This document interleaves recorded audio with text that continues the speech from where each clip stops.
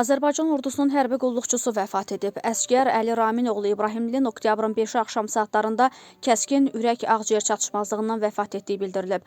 Müdafiə Nazirliyi faktı təsdiqləyib. Qeyd edək ki, mərhum oktyabrın 6-sı Şəmkirdə dəfn olunub. Faktla bağlı araşdırma aparılır.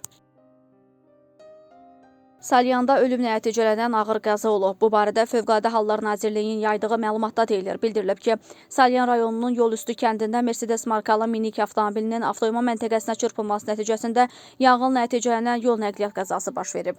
Yanğın nəticəsində avtomobilin yanal hissələri, ümumi sahəsi 120 kvadrat metr olan avtoyma məntəqəsinin dam örtüyünün taxta atmaları 3 kvadrat metr sahədə və xarici divardan keçən elektrik kabeli yanıb.